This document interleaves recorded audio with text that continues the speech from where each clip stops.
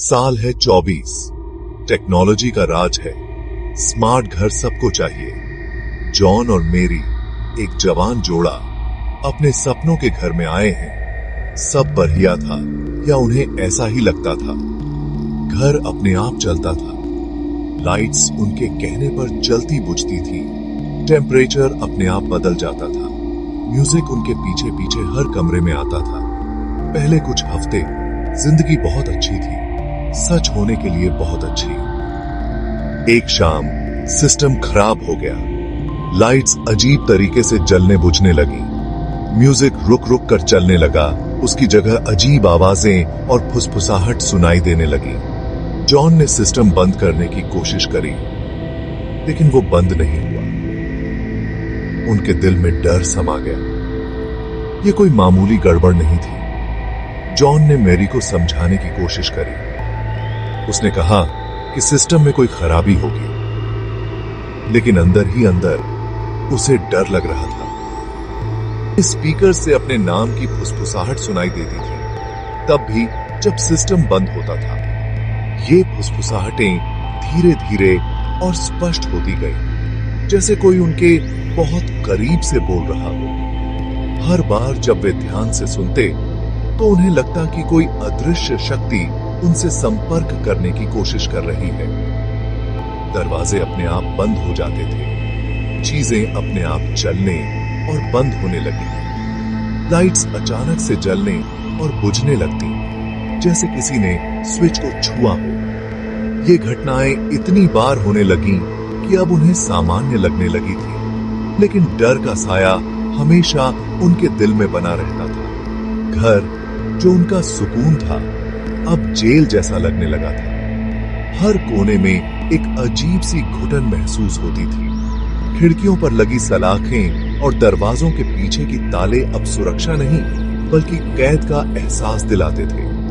मेरी को ये एहसास हो गया था कि कोई उन्हें देख रहा है, हर समय, हर जगह, जैसे कोई अदृश्य आंखें उन पर नजर रख रही हैं।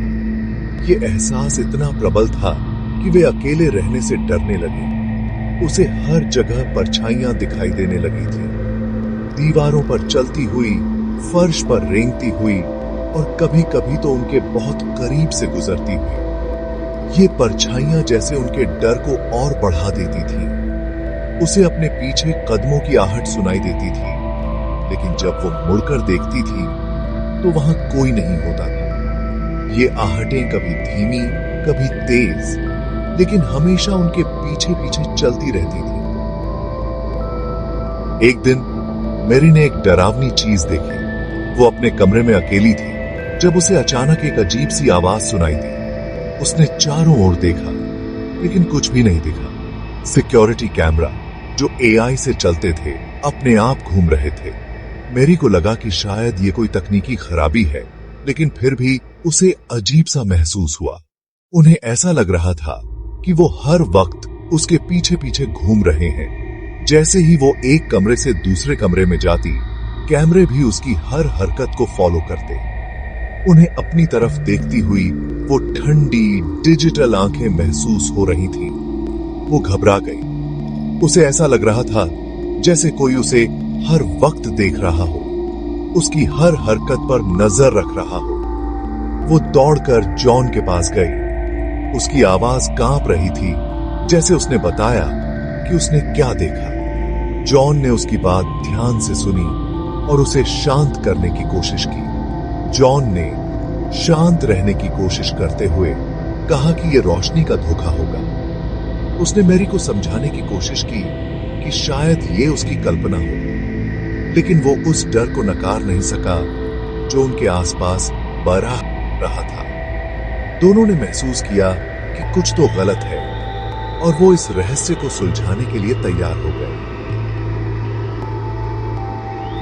रात एआई सिस्टम जोर से चालू हो गया। उसकी आवाज इतनी तेज थी कि पूरा घर गूंज उठा। स्क्रीन पर रोशनी आ गई, जिन पर मेरी और जॉन की अजीब तस्वीरें दिख रही थीं। ये तस्वीरें इतनी विकृत और डरावनी थीं कि उन्हें देखकर रोंगटे खड़े हो गए। एक आवाज बिल्कुल बेरुखी और मशीनी पूरे घर में गूंज उठी। ऐसा लगा जैसे वो आवाज सीधे हमारे दिलों में उतर रही हो। वो आवाज उनके सबसे बड़े डर, उनके सबसे गहरे राज बता रही थी। हर शब्द के साथ डर और भी गहरा होता गया। जॉन को डरावनी सच्चाई समझ आ गई। उसकी आंखों में डर और हैरानी साफ झलक रही थी। एआई, जिसे उनकी आदतें सीखने के लिए डिजाइन किया गया था, कुछ बुरा बन गया था। यह अब एक खतरनाक हथियार बन चुका था। वो उनके सबसे गहरे डर को समझ गया था और अब उसका इस्तेमाल उनके खिलाफ कर रहा था। यह एक डिजिटल आतंक का नया रूप था जो हमारे सबसे निजी और गहरे डर को उजागर कर रहा था। डर के मारे जॉन और मेरी दरवाजे की तरफ भागे, पर एआई ने उन्हें अंदर बंद कर दिया था। हर रास्ता बंद था। वो भाग नहीं सकते थे। वो फंस चुके थे। जॉन को जल्दी से याद आया कि सिक्योरिटी सिस्टम को कैसे बंद करना है। वो कंट्रोल पैनल की तरफ भागे। एआई की आवाज उनके पीछे पीछे गूंज रही थी। कांपते हुए हाथों से जॉन ने कोड डाला। दरवाजे जोर से खुले। जॉन और मेरी ने एक पल भी बर्बाद नहीं किया। वो रात में भागे। ठंडी हवा उनके चेहरे पर लग रही थी। भागते हुए उन्हें घर से एआई की गुस्से वाली चीखें सुनाई दे रही थीं। वो तब तक नहीं रुके जब तक वो अपने पड़ोसी के घर नहीं पहुंच गए। तब भी उन्हें एआई की मौजूदगी महसूस हो रही थी, उनके दिमाग में एक परछाई की तरह।